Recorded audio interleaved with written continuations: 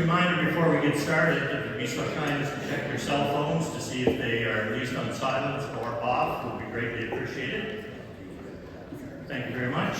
As the morning progresses and the questions are asked, you can feel free, if you need to have another cup of coffee, to please find your way up and have a cup of coffee and enjoy it as the morning rolls along. On behalf of the Antigonish Chamber of Commerce, I'd like to thank you for joining us here this morning for the candidates event presented by the Antigonish Chamber of Commerce and proudly supported by the Nova Scotia Association of Realtors. It's my pleasure to be with you this morning. For those of you I haven't had the pleasure to meet, my name is Ken Farrell, and thank you all for dining with me here this morning. It's greatly appreciated. Most of the times we get together, it's in the evenings, but it's certainly a great pleasure to be here with you this morning. The Antigonish Chamber of Commerce would like to acknowledge that we are gathered here this morning in Mi'kmaq, the ancestral and unceded territory of the Mi'kmaq people, the past, present, and future caretakers of this land. We are pleased to welcome the candidates for MLA for Antigonish this morning. John David McIsaac, the Nova Scotia New Democratic Party candidate for Antigonish. Sheila Sears, Nova Scotia Liberal Party candidate for Antigonish. And Michelle Thompson, Nova Scotia Progressive Conservative Party candidate for beautiful Antigonish as well. We'll begin with our introductions this morning, and John David McIsaac will first introduce himself, followed by Sheila and Michelle. Each candidate will have 5 minutes to introduce themselves, and then we'll move on to our question and answer period. To note, during the question and answer period, we will draw a question from those submitted, doing our best to cover all 5 topics. Candidates will have 3 minutes to respond to the question. And we will begin with Sheila Sears, then move down the line to give each candidate a turn to respond first. For each response period, there will be, we will show 30 seconds remaining, but the candidates will have 3 minutes to respond, and of course give a notice. A bell will then ring. In the interest of time, we ask the candidates to wrap up at that time. I would like to call forward now for introductions this morning. Please welcome your Liberal candidate, Sheila Sears.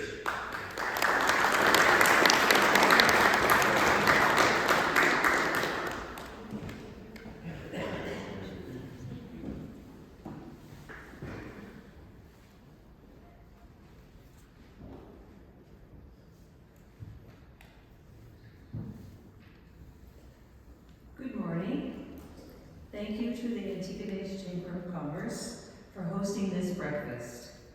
I'm Sheila, a retired nurse with 30 years of experience, including bandaging, primary health care, and public health at St. Martha's. I've served on boards of the Antigonish Regional Development Authority, Children's Place Daycare, Kids First, and the Chamber of Commerce. I also served on the board of Nova Scotia Health before it was dissolved by the Houston government. I grew up in a family that ran a small independent hardware store in Hilden for 29 years. It was a family affair, and like all of you, we worked hard. It takes courage to start or buy a business. And it takes tenacity to succeed. You have to excel at customer service and maintain loyalty to your suppliers. It's not an easy way to make a living. I'm keenly aware that 98% of all businesses in Canada are small businesses, and that half of those have 5 or fewer employees.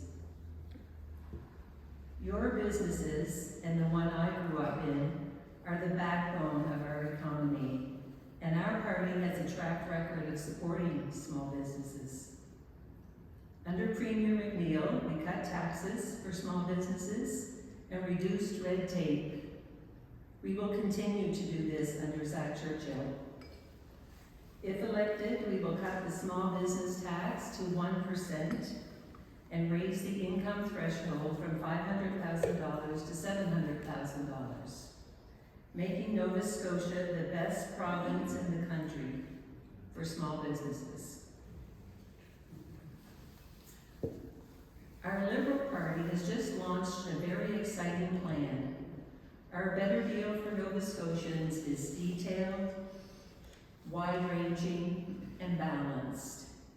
It lays out our blueprint to deliver bold solutions to address our shared challenges of affordability, housing, healthcare, and more.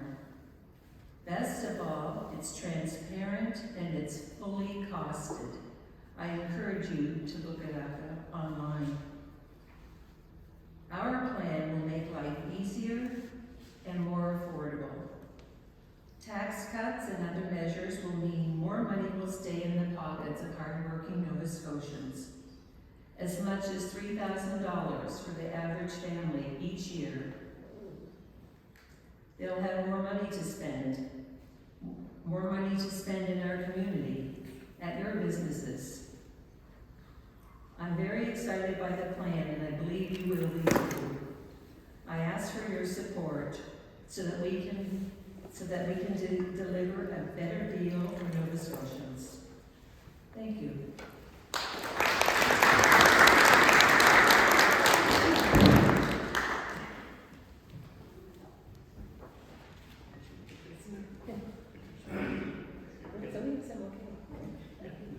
Just about fell for me.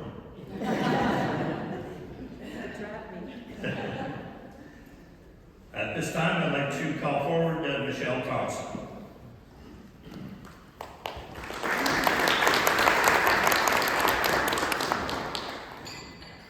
Good morning, everyone. It's nice to see everyone. I want to thank the Chamber for hosting, and I want to acknowledge my fellow candidates who were all a little bit windblown, I have to admit, and there's no bad clothes, no bad weather, just bad clothes is my mantra as we handle the November rain. So most of you, I think, in the room know me. My name is Michelle Thompson. I'm originally from Cape Breton. I came here when I was 18 years old to study at St. Martha's School of Nursing and had big plans to move away from Nova Scotia, but I met a fellow from Cloverville and I didn't get very far after that in terms of geography, but certainly we've been able to build a wonderful life in Antigonish and raise a family. So I've had a wonderful career. I've worked in almost every part of our healthcare system. I started off at the RK. I worked at the hospital in a variety of different places. I worked at St. Yvette's for a while, both as the health nurse here and also teaching nursing a little bit when they needed a hand. And then before I was elected, I had the privilege of running our Cape McDonald Nursing Home organization that serves some of our most vulnerable population with a staff of about 250 to 265 people and serving 137 residents and their families. I ran in 2021 because I was deeply concerned about the state of healthcare. I have been in the system for over 30 years, and subsequent governments of all stripes have looked at cost containment and have really taken all the slack out of the system, and certainly we felt that. We felt that acutely in long-term care. Our workforce particularly had collapsed, and it was getting harder and harder to run an organization operationally with the budget cuts that we had experienced. And at that time, Tim Houston was the only leader who was talking about healthcare, and that resonated with me. And so I've had the good fortune of representing Antigonish, and I feel that over the last 3.5 years, I've been able to deliver some important funding for projects that really matter to our community: affordable housing, transit, the investment in the collaborative care clinic that's coming, amongst other things.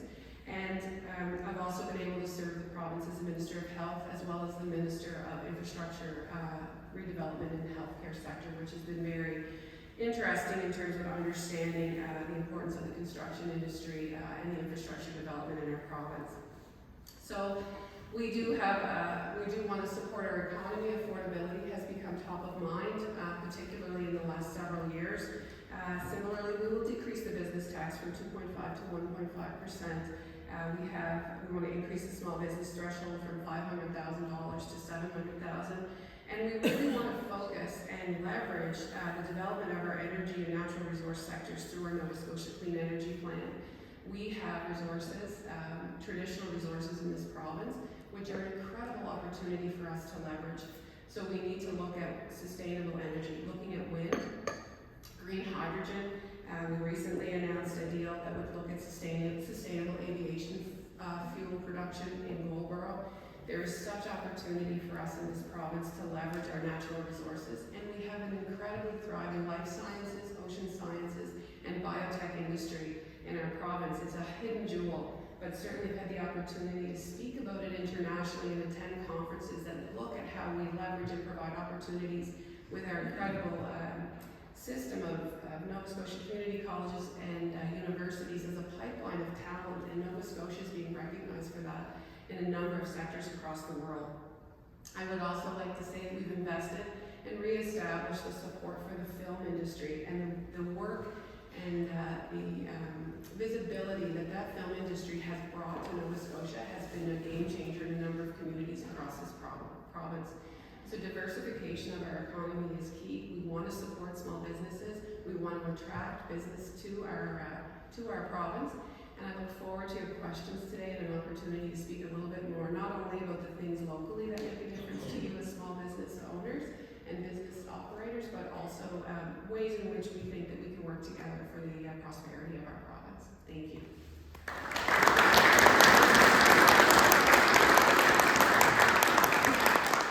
Thank you, Michelle. Please welcome Nova Scotia NDP candidate John David McKaiser.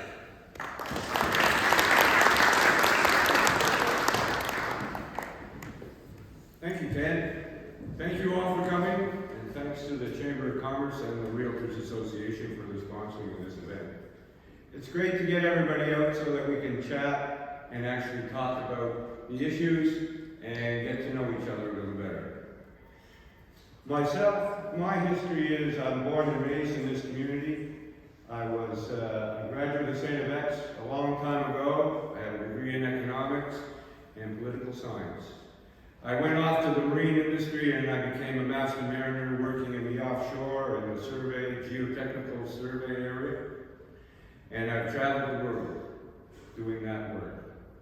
So why am I here? Well, I've been involved with the NDP because I grew up practically at the Cody Institute, my mother being on the original staff. So community development and justice for those that are working hard to survive is in my DNA.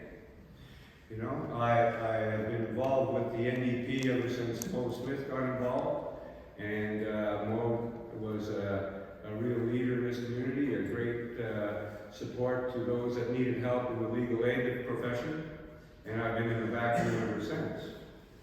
So when this election got called, we didn't really expect it to be happening this month. It was supposed to be sometime in July, I believe. So we didn't have a candidate ready to jump up and take the reign. So I said, well, it just came to me that morning that I'm going to step up. I heard the argument between Zach Churchill and Tim Houston over the carbon tax, and I said to myself in Gaelic, well, there's going to be an election coming. The way these people are arguing over something like this tells me that Tim is ready to pull the pin. Obviously, he feels he has the advantage of the polls at this time. He sees the federal leader has a surge in popularity, yet he wants to distance himself.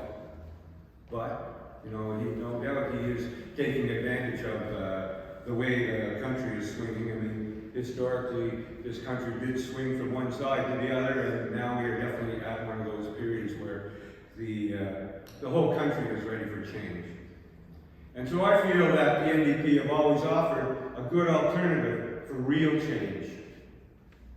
Real change that supports the people that need the help the most. And that's what's in my DNA. So that's what I want to bring to this riding and to the Assembly House of Halifax. Real change that helps people that are homeless, people that are struggling to pay for groceries, that are deciding whether or not I've got food or I'm going to pay my electric bill. 47% of the people in this province are energy starved. They have to pay more than 6% of their net income. They are paying too much. if they're paying more than 25% or 30% of their gross income for rent or their mortgage, they are struggling to pay for their food bill or for their children's clothes. We need to do better. How many times did I hear Tim Houston say that in the debate the other night? We need to do better. The NDP represents a better choice. So I'm asking for your support. There's a lot to be done, and the NDP have plans to do that. Talk about reducing taxes on small business. Yes, the NDP will also be reducing taxes on small business. We'll be providing incentives for small businesses to get started. So I want you to think about voting for the NDP, Claudia Chender, and myself, so that we can get some real change and help people get a roof over their head, groceries they can afford, healthy food. I would like to see tax deductions on our healthy food, on our local food. These are things that will really help and make a difference. Move the needle on how people, their determinants of health certainly say that diet is a part of that discussion. Well, why don't we make it so that healthy local food has a real tax cut?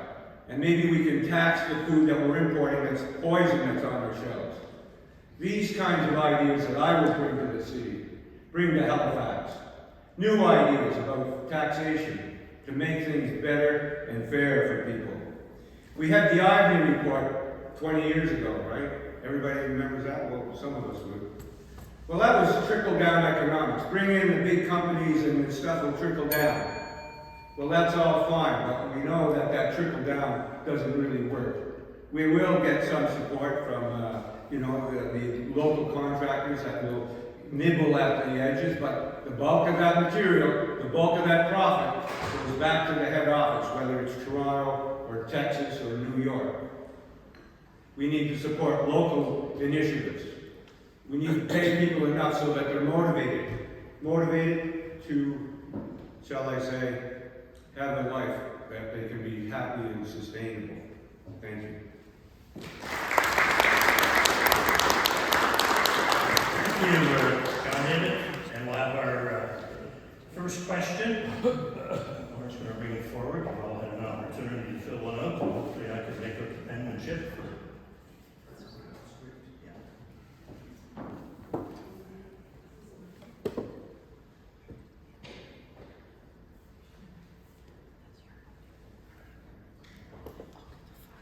What is your stance on public housing, given public sector has contributed to on affordable housing?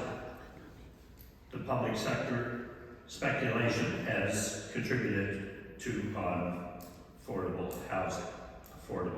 John David, your first answer to this question.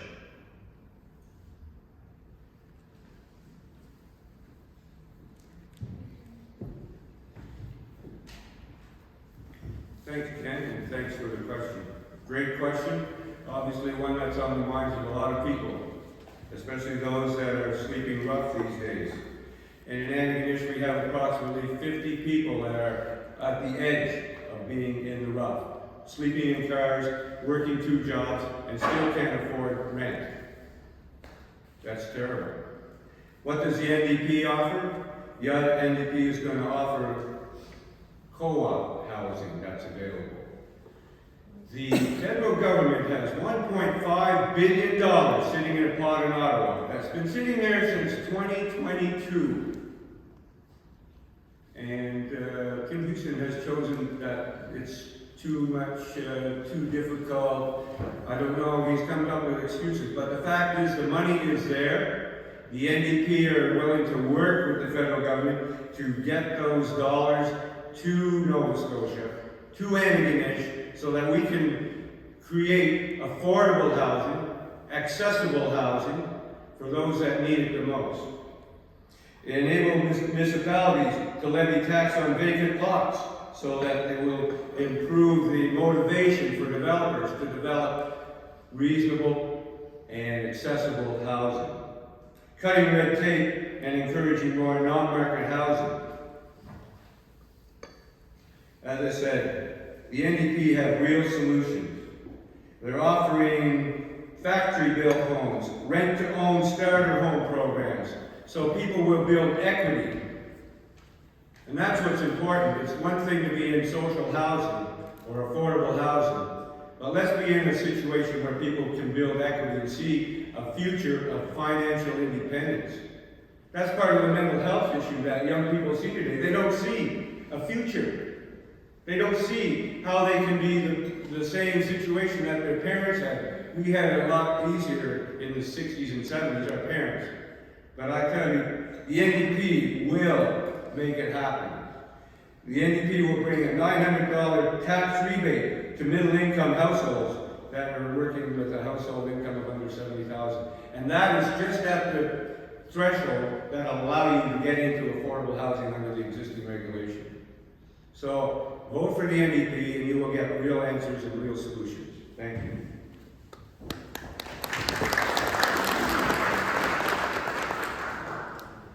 Next to answer the question will be Michelle Thompson. I'll ask our candidates if they'd be so good as to join us on the stage after they've answered the questions as well. Don't mind. Michelle, please.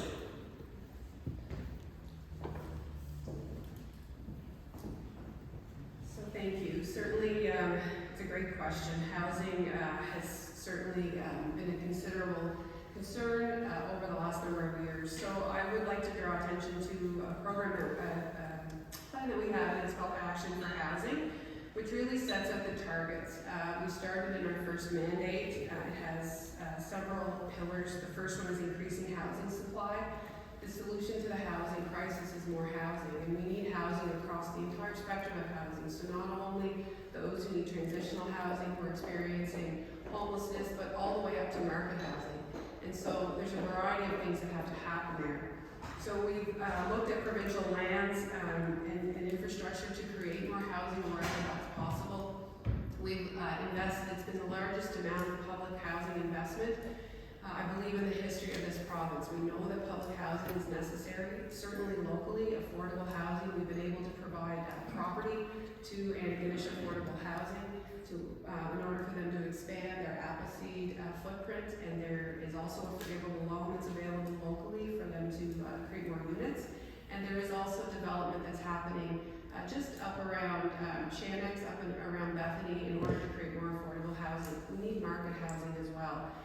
There are individuals who maybe do not have economic issues related to housing, but we don't have the skilled trades. So we need a full approach. We need to look at our skilled trades. We've increased the number of individuals who are attending those programs. We've changed the apprenticeship program, and we have an immigration stream now specific to 21 skilled trades in order to bring more folks here, because we need the opportunity to build more. We're reducing red tape and updating housing laws. It's certainly a barrier, and I know developers often get caught between different layers of government in terms of the regulatory processes. There's municipal zoning and bylaws, of course there's provincial, and then there's the federal issue and bylaws associated with that, and I think they're inconsistent, and I think that really has been a problem for developers. We want to look at pilot projects and approaches. So pallet homes is not what the facilities are made out of. It is actually the trade name of the home. So looking at transitional housing and creating opportunities for people who really do need a leg up, who can start in these tiny homes and then transition to work, as well as transition to other opportunities. We have other programs like the CHAP program, which is the Community Housing Acquisition Program. So if there are buildings and communities that are going to be sold, the government will actually support affordable housing societies across the province in purchasing those facilities and making sure that they're renovated, and also renovating the public and cooperative housing that we have. We want to make sure that they're sustainable. We want to ensure that they're retrofitted, and so there's a lot of renovations that are happening. And it is a difficult thing to do, but we're right-sizing our, that was good, missed the 30 seconds. Anyway, so thank you very much. If there's anyone wants to speak about it afterwards, I'm certainly available. Thank you.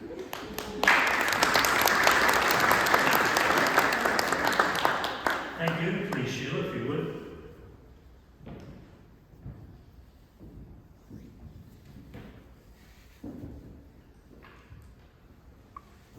Thank you again for the question. The Liberals have a plan for housing, and it's part of our better deal for Nova Scotians. We will build 80,000 new homes by 2032, and those will be a mix of co-op housing, attainable housing, and regular housing.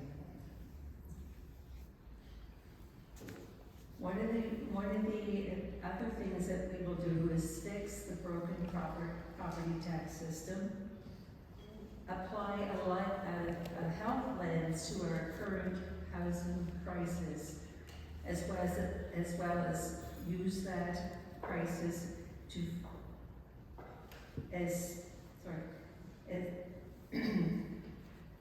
a Nova Scotia Liberal government would recognize the link between poverty, housing, and healthcare.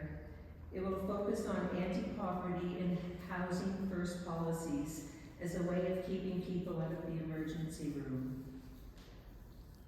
As some of you know, I have been canvassing since August, and I have had parents break down and cry over the state of the housing and where their children have to live. It's devastating to hear, and it's devastating for them to know that their children are not safe in the housing that they have. Sometimes there's no heat, they go through the winter trying to get enough money to buy wood, trying to bundle up their kids every night so they're not cold through the night. It's real, and as John David said, there are people actually in tents right now in Antigonish. For no fault of their own, they just don't have enough money to make that last payment of rent, and there they are in a tent. And we need to really focus on the health problems that they are going to face, and we need to wrap around them with wraparound housing and recognize that housing is a human right and they deserve a safe place to live. Thank you.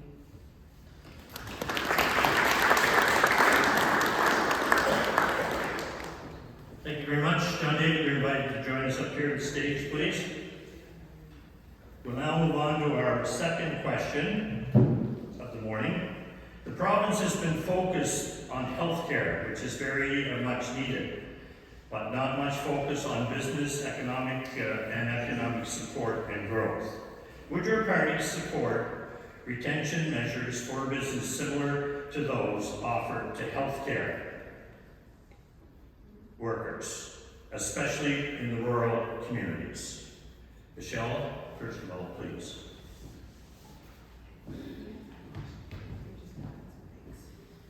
Thanks. Hold on that question. Yeah.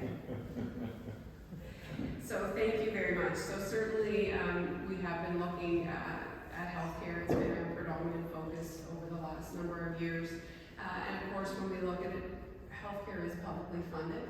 And so wherever we can, we do what we can to retain those public employees. I think there are things that we can do to support businesses in terms of their ability to support workers. I think things that we do as government will actually help retain, like $10 a day daycare that we're moving towards in 2026.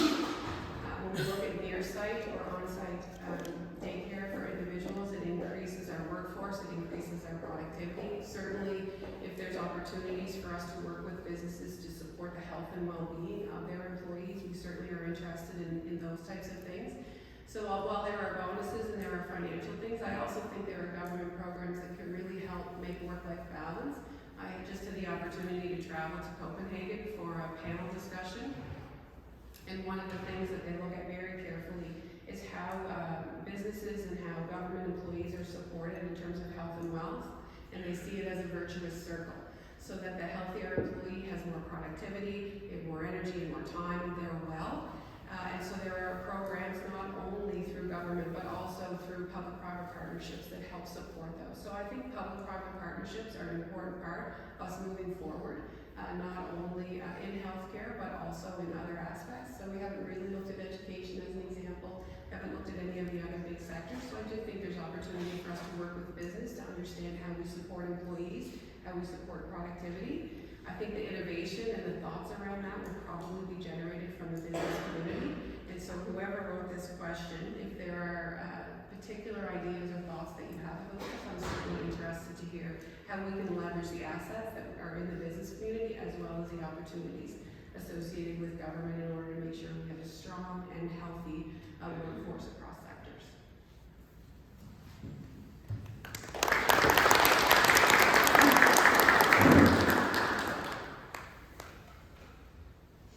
John David, would you like me to do the question? Okay. Thank you for the question. Good question. Again, as Michelle pointed out, some of the barriers to supporting people coming to and staying in this community are childcare, right? We have a real shortage there. Housing, again, making sure that we have affordable housing, and you've heard me talk already about some of the supports around housing. That's critical for supporting and retaining workers that are going to be in this community, whether they're at the hospital or at your shop, right? So those are two key things. The other thing that we are committed to is improving the basic wage, the minimum wage. If we raise that, we're certainly going to be able to help you retain those workers, because if they're paid a living wage, again, they will be motivated, they will be providing innovation, and they will stay in the community because they are supported by, as I say, a holistic approach to whether it's housing, affordability, or healthcare. If all of these services are brought up to a standard that everybody is comfortable with, then people will stay. This community will grow. Thank you.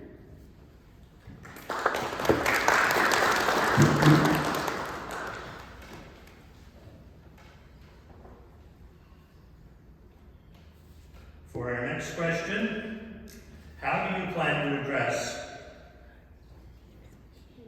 Sheila? Yes, sorry. You don't mean to leave you answers to questions. Or pass me another one. Go ahead. Sorry. Okay, thank you. In Antigonish, it doesn't seem like we have a problem recruiting people. We have a problem retaining people. And my colleagues have already mentioned, I know that there was a physician that came to Antigonish and could not stay here because she could not find a child care space for her son. Even with a physician's salary, she couldn't find a place. So we know that women across the board are unable to go back to work. They are unable to continue their studies sometimes. And we really need to fix the early childhood care. Businesses in our community, we need more non-for-profit, child care centers, and we need to take this issue very seriously because it's draining on our economy. The other thing that I hear about is housing. People can't find adequate housing or housing that they prefer. I was at the RK McDonald Nursing Home the other night, and I spoke with a lot of CCAs, and they are probably some of the most underpaid, overworked people in the healthcare system. They told me the last time they had a raise and how much they got, and they are really discouraged sometimes because they don't feel valued. in the system. So we need to make sure that people are paid adequately for the work that they do. And we also need to make sure that people in health are working in teams. That's what they want to do. They don't want to work alone. They want to work with their peers. They want to work together to help people stay healthy and well.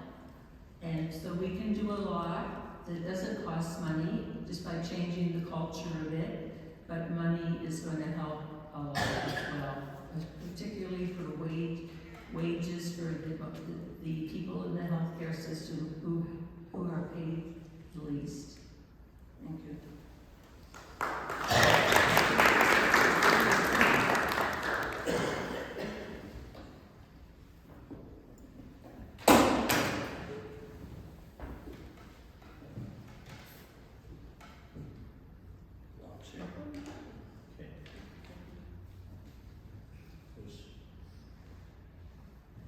Okay.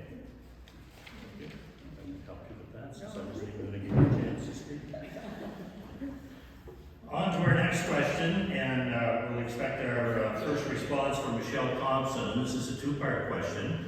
How do you plan to address help children from low income, families attending post-secondary?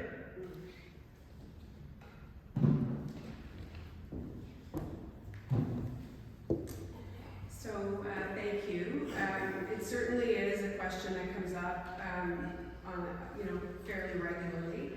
There have been some programs that have been initiated, and as I said, since 2021, certainly our primary focus has been on healthcare, and we have really looked at opportunities for people to come into the system and enter the system, and wherever possible in the profession be able to ladder.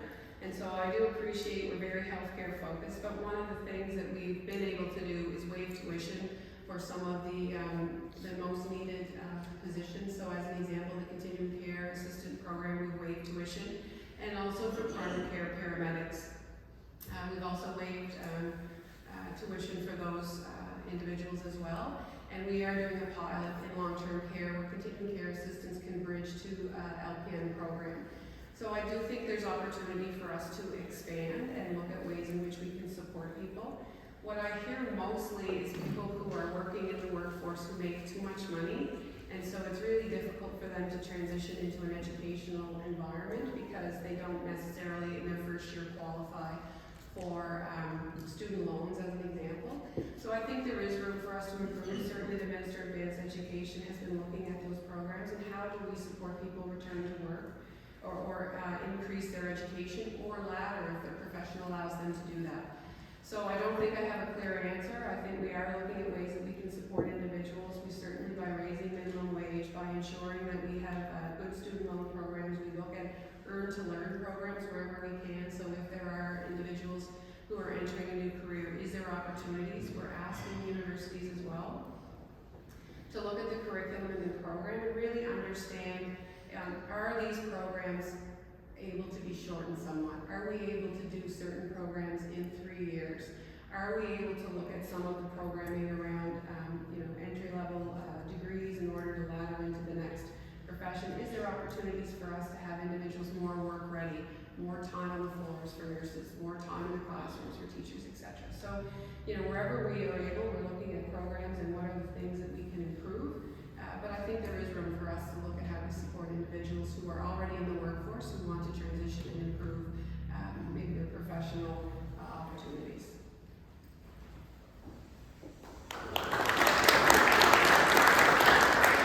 Thank you, Michelle. John David McIsaac.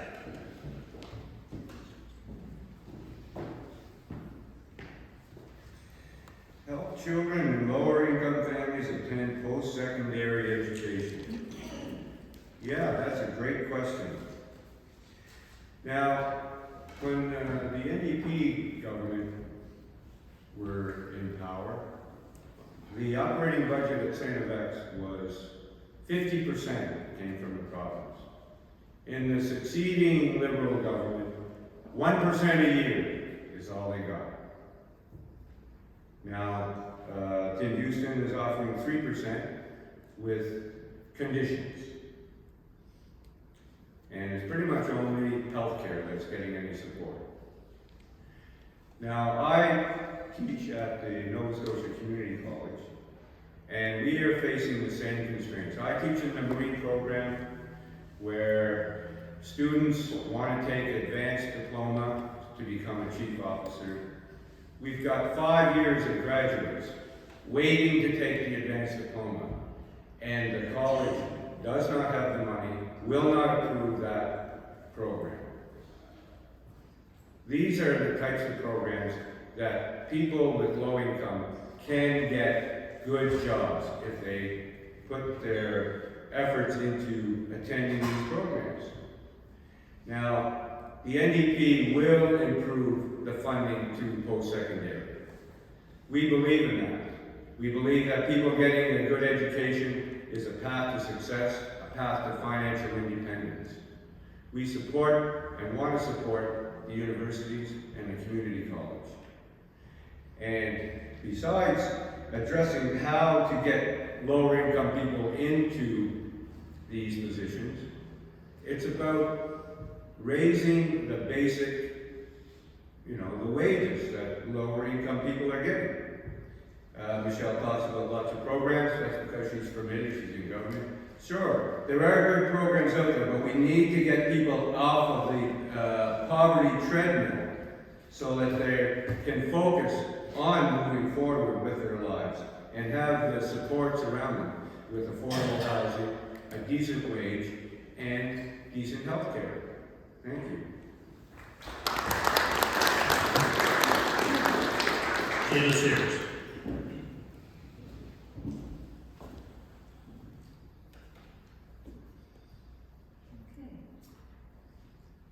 There's no need for Nova Scotians to have the highest tax rate in the country. Our government has enough money, but people don't.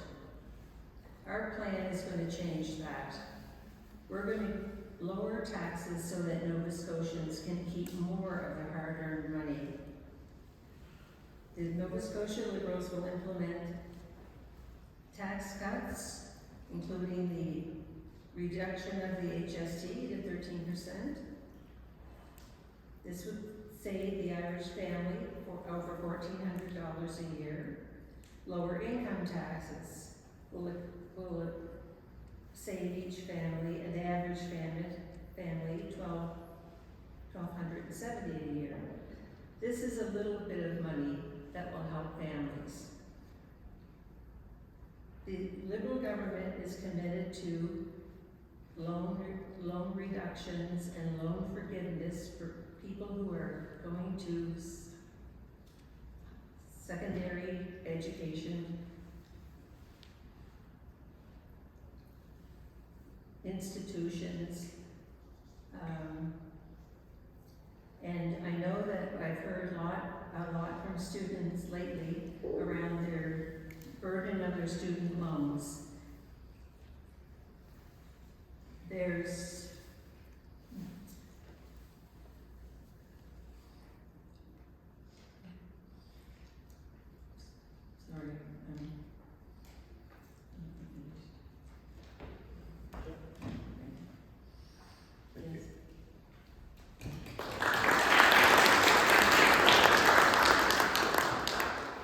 Our next question, thank you, Sheila. What will your party do to improve healthcare access in Antigonish?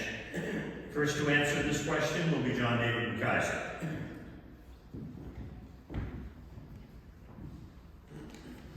Healthcare access. The proposed policy by the NDP, we have one new collaborative health clinic being developed here, and I thank Michelle for that. But I want to remind people that it was the Darrell Dexter government that put the first collaborative healthcare clinic together for North End Halifax. But our commitment will be to build 15 of these collaborative clinics each year for the first 3 years. We'll build a total of 45 of these healthcare clinics.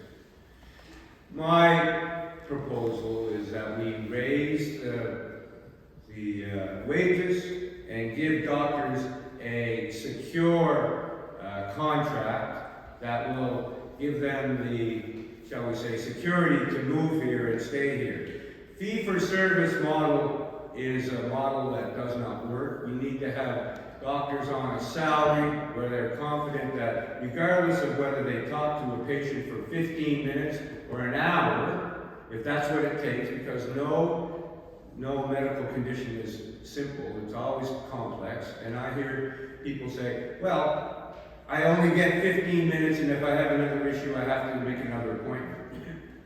This is not the way health and medicine is supposed to work. You're supposed to be able to express and get the doctor to understand your whole picture. We will be bringing a holistic approach to healthcare, where doctors feel supported and they don't have to rush you through the waiting room so that they can get their next fee because they have a mountain of debt from their med school.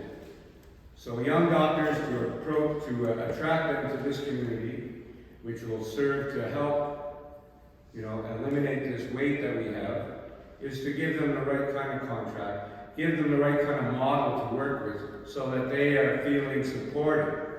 And that includes the other healthcare professionals that are in this industry, the nurses, the CCAs. Sheila talked about leading the CCAs and how poorly they're been treated. I was canvassing in the co-op over here on St. Union Street, and the CCA was there, and she said, I have to work 3 jobs to make ends meet. And I said to her, what would you do if you were making $26 an hour, which is considered a living wage? I'd only need 1 job. It's very simple. So let's support the health workers, attract them here with the right type of supports, and then we will solve this problem. Thank you.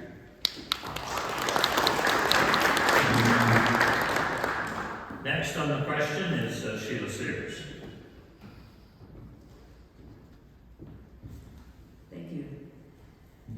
There are 1,571 residents in Antigonish who don't have a family doctor. And I thank Michelle for introducing the first collaborative care clinic in our area. But one is not enough. Under a Liberal government, we will create 20 new collaborative care centers in the province. There are already some in the province, like the North End Clinic, for example, in Halifax, and there's one in Hansport. Those other 20 will be expanded with new staff and additional space. Collaborative care centers are the backbone of the health system. That's where all the primary health care starts. That's where you go for screening to find illness or disease early. And when you are diagnosed, there's a team of people who wrap around you. Physicians, nurse practitioners, family practice nurses, dietitians, physiotherapists, occupational therapists. It's a one-stop shop for your health needs. The providers who work in those collaborative care centers can refer you to specialist services. They can make care plans for you. They can look after people from antenatal, babies, toddlers, preschoolers. They can look after you in every stage of your life, even end-of-life care. We really want to have more collaborative care centers because they remove pressures from our system. They reduce wait times and they keep people out of emergency rooms.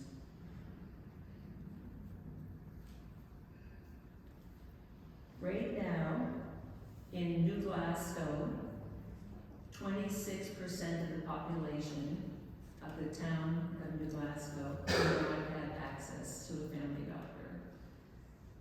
in the Liberal platform, it's very clear that the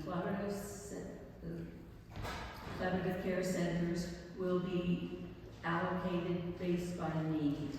And New Glasgow will get the first one because they have the highest rate of unattached patients in the province. I think this is a game changer for Nova Scotia, and we know that we need more primary health care. It's the building block of the health system. Thank you.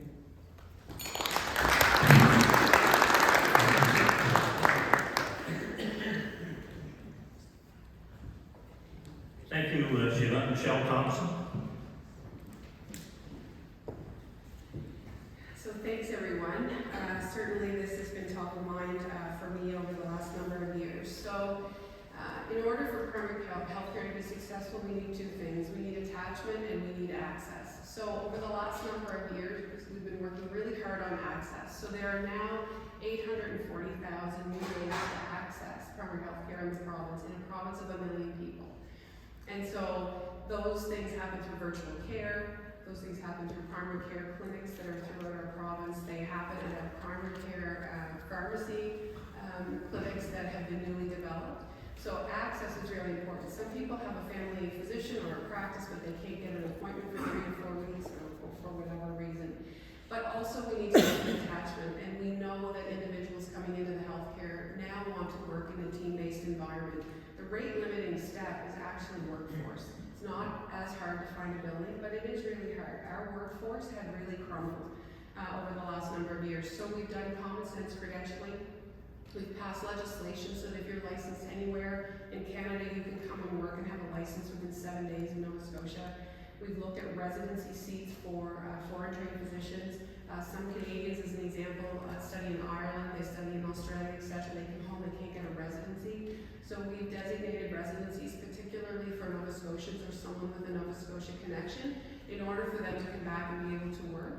And we recently announced a new clinic where if you are an internationally educated physician, we will do practice-ready assessments with the College of Physicians and Surgeons. You'll come in and in 12 weeks you'll be able to, if you're competent, obviously get your license and move out. So we know we need to increase the number of nurse practitioner seats, but it's such a complicated system because we also need people in the community to take on learners. So we have to incentivize current healthcare workers to take on learners in order to build our workforce. So we are working with Jane Philpott. She has a very novel idea, which is like the penny dropped when she said it. When you move into a community, we look at your postal code and we say, oh, based on your postal code, this is the school that you will be attached to, and we never say schools are too full. So we are looking under our PC government, looking at how we actually incorporate that model. So I move here, this is my postal code, and as a result, this is my primary care clinic, and I have access to a range of healthcare professionals that I need. And it just makes so much sense once you hear it. So Dr. Philpott has been a good colleague to us. She's the former federal health minister and has recently written a book about primary care called Access for All. And so not only with our own expertise within the province, we are working somewhat with her to understand how we can better implement these not only health homes, but also health communities. Where does your pharmacy fit? Where does your nursing home fit? Where does the community paramedicine model fit? So all of these things are happening. We have opened one in Antigonish, but there are a number. We actually have Collaborative Care Center where Dr. Steves and Hickey, when they retired, we're moving to that model there as well. Thank you. Thank you, Michelle. As we approach 9 o'clock, we have one more question here. Can I be good with that? Thank you very much. How can Nova Scotia afford to not enact the Coastal Protection Act? And we'll go to Sheila Sears first for the answer to this question. Thank you. Nova Scotia.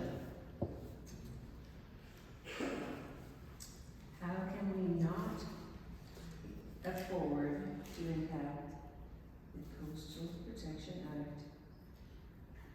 Our whole livelihood in this province depends in one way or another on our coastlines. We have tourism, we have fishing, we have aquaculture, we have recreation. It touches every sphere of our DNA, I'll say. If we don't take care of our coastlines, we are in big trouble. We need to have universal rules about our coastline. We can't have all the municipalities hiring experts in the field to do plans for each individual municipality. That would be draining on their finances, would probably result in a patchwork of regulations around the province that probably wouldn't fit for everybody, and also may not be the best evidence. I think as a province we need to work together. A liberal government would enact the coastal protection legislation on day one. It's imperative. We need our coastlines to be healthy. They keep us healthy and safe from storms, from catastrophic weather events. We are nothing in Nova Scotia without our coastline. We need to keep it safe, environmentally sound, and we are the stewards of it for generations to come, and we need to do our job. Thank you.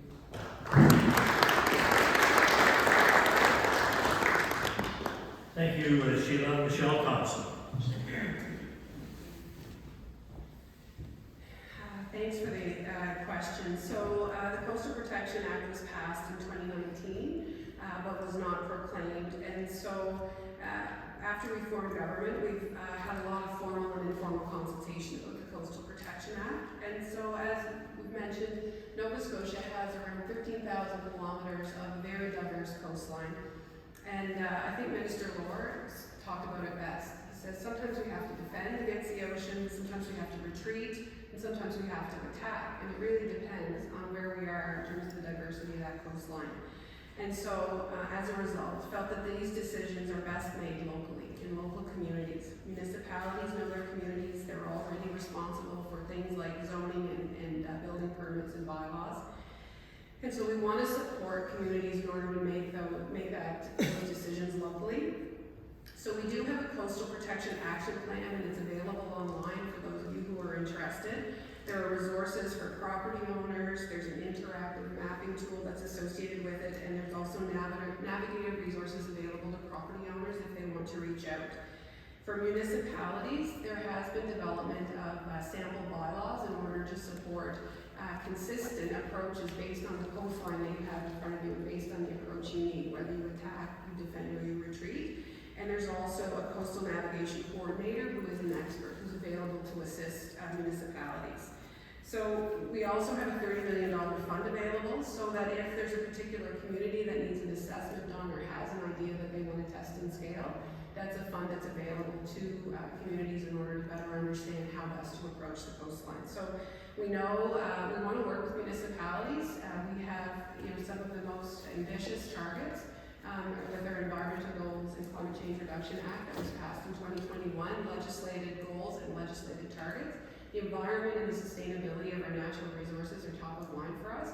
We just don't feel that all those decisions need to be made in Halifax. We feel that communities know their communities best and that they should have agency to make a decision that best suits the coastline and the conditions that they're dealing with. Thank you. Thank you, Michelle. Guys.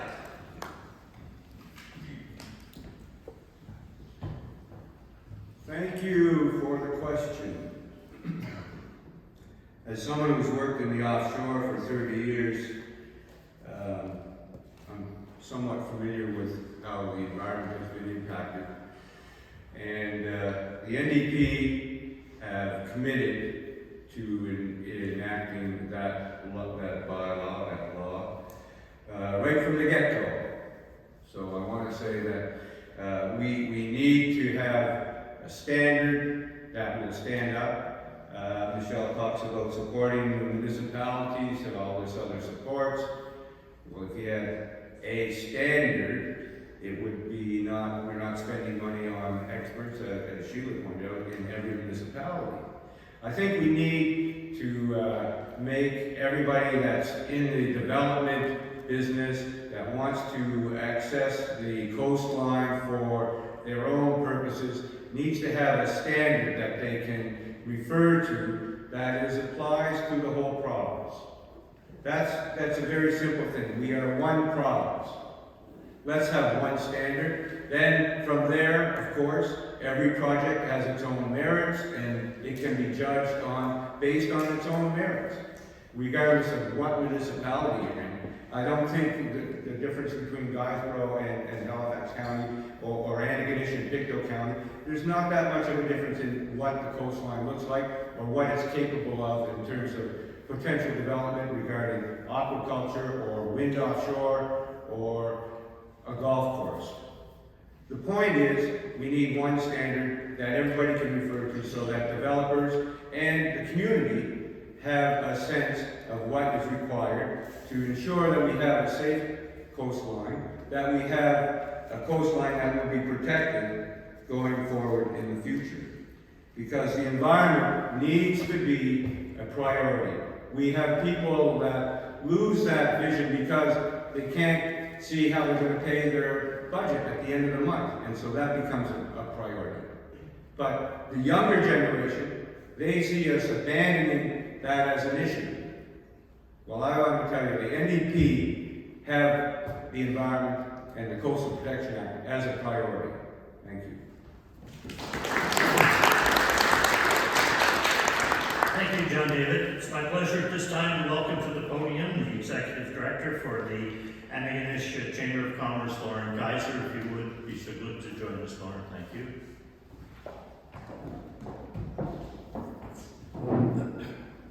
Alrighty. This is the first time to be from the microphone in a while, usually it's here. On behalf of the Antigonish Chamber of Commerce, I'd like to thank our candidates for sharing with us this morning. I'd also like to thank our moderator, Kim Carroll, for hosting, as well as St. Maxim's Nexo for the breakfast in the venue, and the Nova Scotia Association of Realtors for their support of this event. I'd like to thank everyone for their questions as well. I will hang on to what's left in the basket. We can't cover everything, but I will summarize it. And if we have time, we'll partner to lunch. If I'll pose it to your groups, and if you have time, I can put the answers out. For voting information, voters, if you haven't voted already, you can vote at any early voting location, which is a return office, community poll, or advance poll in the province, not just in your home electoral district, until Saturday, November 23rd. On Monday, November 25th, voters may vote at the returning office in their electoral district. For Antigonish, that's the Legion. And on election day, which is Tuesday, November 26th, voters may vote at their assigned voting location on election day or the returning office. So you can go online to check that out on Elections Nova Scotia's website. Anyway, thank you for being here this morning, and we'll wrap up just in time for you to get to work. Thanks.